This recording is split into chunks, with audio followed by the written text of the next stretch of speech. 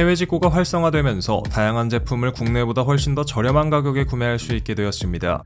종종 비싼 제품도 구매하긴 하지만 관세 문제 때문에 저렴한 제품을 구매하는 경우가 훨씬 더 많죠. 그런 의미에서 중국 출신의 전자상거래 사이트 알리익스프레스는 그 역할을 제대로 수행하고 있다고 볼 수 있습니다. 최근 들어 한국에서 인지도를 더욱더 높여가고 있는 이 사이트, 2010년 처음 탄생해 지금까지 인기를 끌고 있는데요. 과연 알리의 숨은 역사와 재미있는 사실들은 무엇이 있을까요? 알리익스프레스는 2010년 중국 대기업 알리바바 그룹의 일부분으로 탄생했습니다. 지금은 우리 같은 일반 소비자들도 쉽게 물건을 구매할 수 있는 플랫폼이지만 과거에는 기업 간 B2B 구매가 주 서비스였죠. 하지만 저렴한 가격으로 많은 소비자들을 끌어모으면서 폭발적으로 성장했고 덕분에 지금은 일반 소비자들을 대상으로 판매하는 물건이 훨씬 더 많을 정도입니다.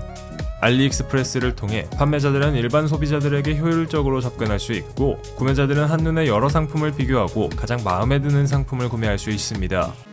해외 배송임에도 불구하고 저렴한 배송비는 덤이죠. 덕분에 한국을 포함해 미국과 일본, 유럽과 동남아 등지에서 큰 인기를 끌고 있습니다. 알리익스프레스는 또 다른 유명 전자상거래 사이트인 이베이와 매우 닮아 있습니다. 두 사이트 모두 개인이나 기업이 자유롭게 상품을 올리고 전 세계의 구매자들에게 물건을 판매하죠. 이 과정에서 알리익스프레스나 이베이는 관리의 역할만 합니다.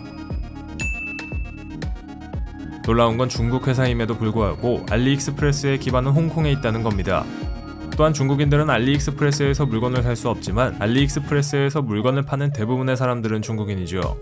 이것만 보더라도 알리익스프레스가 중국을 제외한 국가들의 물건을 팔기 위한 사이트라는 걸 알 수 있습니다.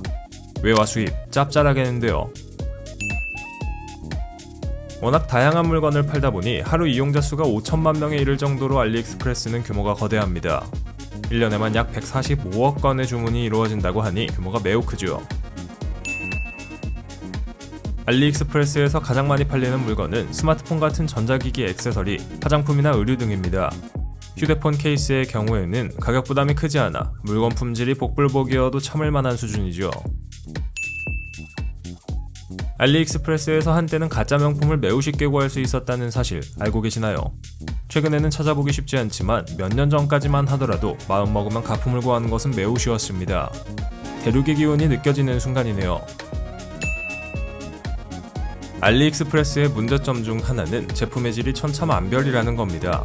수많은 중국 회사들이 물건을 만들어 알리익스프레스에서 제품을 판매하다 보니 품질이 복불복이죠. 설명된 것보다 훨씬 더 크기가 작거나 크기도 하고 한두 번 쓰면 망가질 만큼 품질이 나쁜 경우도 종종 있는데요. 리뷰가 많은 제품들을 구매하면 이 문제를 수월하게 해결할 수 있지만 애초에 그런 것조차 귀찮다면 돈 좀 더 주고 좋은 걸 사는 게 낫겠습니다. 알리익스프레스의 가장 중요하고 근본적인 문제점은 어떻게 해도 싸구려 이미지를 절대 탈피할 수 없다는 겁니다. 이는 중국의 산업과도 연결되어 있는데 지금까지 중국에서 생산되는 대부분의 제품들이 저렴한 노동력을 바탕으로 만들어진 저가 물품들이었기 때문입니다. 알리익스프레스는 이런 물건들을 소비자들이 더 쉽게 접할 수 있게 하기 위해 만들어진 플랫폼이고 결국 거기에서 파는 대부분의 물건들은 싸구려일 수밖에 없습니다. 한두 번 쓰고 버릴 수준의 물건이라면 없는 게 훨씬 더 낫다고 생각되는데요. 쓰레기를 처리하는 데에 오히려 돈이 더 들어가니까 말입니다. 중국 사이트답게 알리익스프레스에서는 비싼 제품을 찾아볼 수 없습니다. 정확히는 괜찮은 품질의 비싼 제품을 찾아볼 수 없죠. 오래 쓸 좋은 물건을 알리에서 찾고 있다면 백화점을 알아보는 게 낫겠네요. 문제점은 또 있습니다. 바로 보안 문제입니다. 얼마 전 중국 앱들이 이용자의 개인정보를 실시간으로 중국으로 넘긴다고 해서 큰 문제가 된 적이 있었죠. 이렇게 개인정보가 유출되면 심각한 보안 문제를 유발할 수 있는데 리스트에 올라간 수많은 중국 앱들 중 하나가 바로 알리익스프레스였습니다. 중국 회사다 보니 이런 이슈가 생겨나는 것이 매우 당연한 것처럼 보이는데요. 찜찜하면 삭제하는 게 좋겠네요. 지금까지 큰 인기를 끌었지만 알리익스프레스의 한계와 이미지는 명확합니다. 어느 누구도 알리에서 고급품을 사지 않습니다.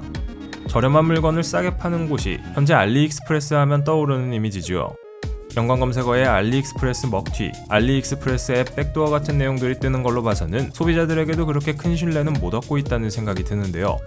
대륙의 기운을 세계에 선보이는 알리익스프레스, 언제까지 그 생명을 유지할 수 있을까요? 여러 상황에 비추어 보면 생각보다 그렇게 길게는 못 갈 거라는 생각이 듭니다.